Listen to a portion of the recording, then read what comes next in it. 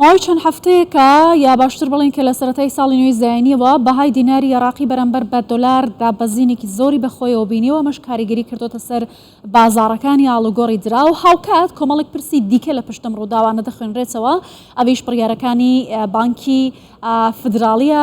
بەرامبەر بە گواستنەوەی پارە لە بازاڕەکان بۆ عێراق. لەلایەکی دیکە وەزارەتی دەرەوەی ئەمریکا چەندین راپۆرتی جیاوازی لەسەر عێراق بڵاو کردوتەوە دەڵێت کە عێراق بۆتە بازاڕێک بۆ بە قاچاغبردنی دۆلاری ئەمریکی بۆ وڵاتانی وەکو ئێران و سووریا و پاڵپشتیکردنی سپای پاسدارانی ئێران کە لە لیستی گەمارۆکانی ئەمریکادایە. ئەمریکا لە دواترین راپۆرتی داماژێ بۆ کردووە کە لە سەدا هەشتای گواستنەوەی ڕۆژانەی دۆلار بۆ عێراق ڕدەگرێت ئەمەشوەکو گوشارخستنە سەر بانکی فدرالی عێراق بەو پێی کە نایەوێت پارەکانی ئەمریکا کە بە دۆلار بۆ عێراق دەنێردرێن لە ڕێگەی بازاڕەکانی عێراقەوە بۆ ئێران ساغ بکرێنەوە. ئایا ئەمە گوشارێکی ئەمریکایە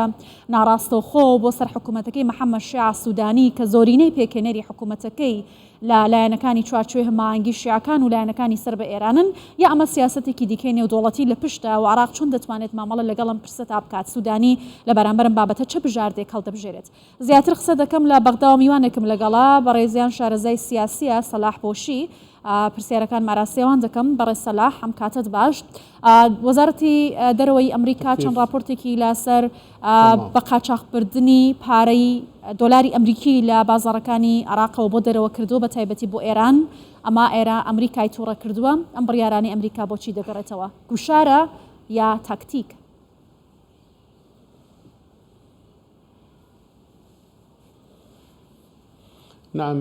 نعم اليوم الولايات المتحدة الأمريكية تسعى ولايات يقرتوكاني أمريكا كاردكا بوي مصالحة كاني خوي بجيبة جيبك وهي من بخات السر لاني السياسي ورف شار ليداري دولة بك أمريكا وكاردك كان بوي داقر كاري نوي بكن وهروا فرزه من إخوان بكن لا خلالی دەستکاری کردنی بازاری دۆلار شەڕێکی نوێ شەڕێکی ساردا لە بواری ئابووری بۆ ئەوەی فشار بکات لەسەر دەسەڵاتی جێبەجێکردن و هێزە سیاسیەکان بۆ دواتر ئەمریکا دەیەوێ جارێکی دیکە بێتەوە ناوچەکە لە بواری ئابووری و باشە گوشارەکانی ئەمریکا بۆچی دەگەڕێتەوە بۆچی ئەوێت کە گوشار لەسەر لایەنە سیاسیەکان دروست بکات ئەو لایەنە سیاسیانە کامانن؟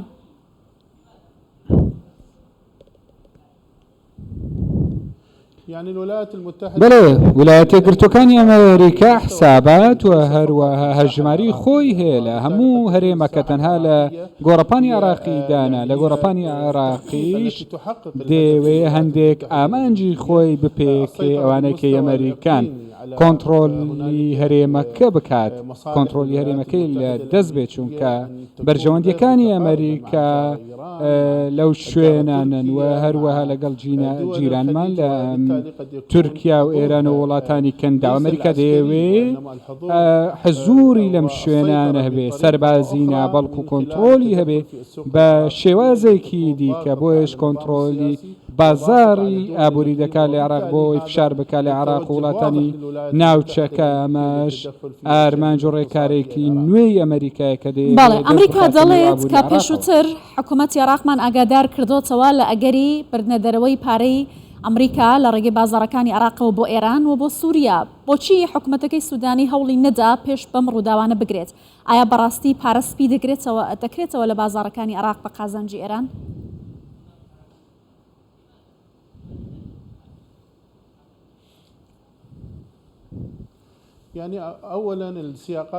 یەکەمیان و سیاقانێک کە کاریان پێ دەکرێت لایەنی مەسرەفی لە ساڵانی ڕابردوودا شێوازێک لە شێوازێکیان هەیە و هەروەها بزوێنەرێکێ کە دەکرێت بەشێکی زۆری دۆلار کەمیەکی زۆر بچێتە دەرەوە لە عێراق بەڵام بەڕێز کاملی حکوومەت سوودانی حکوومەتێکی نوێی هەیە ئەو تراکماتانە و کەڵەکە بوانەی کە لە لایەنی سیاسی و ئابووری دروست بوونە ناتوانێت زوو چارەسەریان بکات و هەروەها فشارێکی زۆریش هەیە لەسەر دەسەڵاتی جێبەجێکار و هەروەها فشاری دەرەوەشن لەوانەشی ئەمریکا کە فشار دەکەن لەسەر حکوومەتی محەممەد شیع سوودانی بڕیارێکی سیادی ئەمە تەنها لە دەستی کەسێک نییە و تەنها لە دەستی ئیدارەی سوودانی نیوە هەموو لایەنە سیاسیەکان ئەمڕۆ بەشدارن لە حکوومەتی سوودانی و پێویستە بۆ چوونێکی و بینینێکی سیاسیان هەبێ کە دوور بکەونەوە لە ژێر فشاری ئەمریکا لە بەڵێ بەشی دووەمی پرسیارەکەمەوە بوو کە ئایا ئەم بەڵگانەی کە دەخرێنە ڕوو بەوەی کە پارەی دۆلار لە بازاڕەکانی عێراق بەرەو ئێران دەبردێت ئەمانە پشتڕاست کراونەتەوە ڕاستن بۆیە ئەم گوشارانە هەیە؟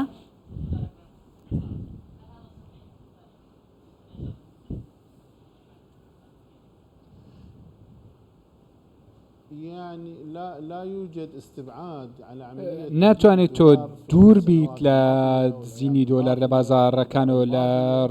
ڕۆژانی ڕابردوو لە ئیدارەی پێشووتر و بەنکی فیدرالی ئەمریکا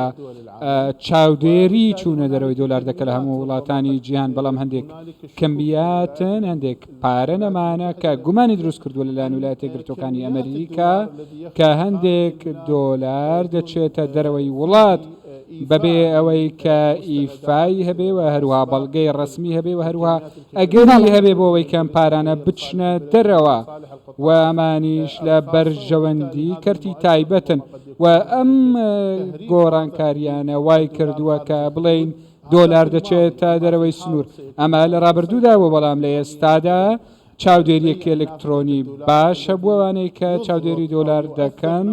بۆ ئەوەی کاریگەری باشیان هەبێت باشە لە کۆتایشتا ئەگەر بپرسن دۆلار نەچ ئەم جۆرە مامەڵەکردانەی حکوومەتەکەی سوودانی لەگەڵ و پرسە هەستیارانەی کە ئەمریکا پێوەی سەرقاڵە قۆناغی پەیوەندیەکانی نێوان عێراق و ئەمریکا دەباتە چه ئاستێکەوە ئایباتە چه قۆناغێکەوە پەیوەندیانە؟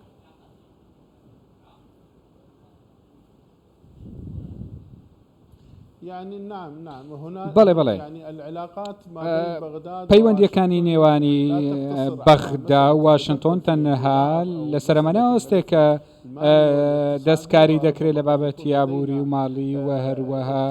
ئێکۆنۆمی بەڵکو ڕێککەوتنێکی استراتیژی لە نێوان بەغداد و واشنتۆن و لە کۆتاییدا لە زۆر بواردا لە زۆر سەکتۆردا پەیوەندیان هەیە و ناتوان ئەم پەیوەندیانە ڕابوەستێنین ئەگەر هاتوو جێوازیەکە بوو لە نێوان حکوومەتی عێراق و حکوومەتی ئەمریکا و تێگەیشتنێکی باشەیە و ئەو مەسعایکەیە بۆ تێگەیشتنەکان وای کردووە کە حکوومەتی عێراقی لەگەڵ حکوومەتی خۆشکسپی دابێت. بەڕێز سەلاح بۆشی شارەزای سیاسی لە بەغداوە لەگەڵمان بووی. شكرا لك.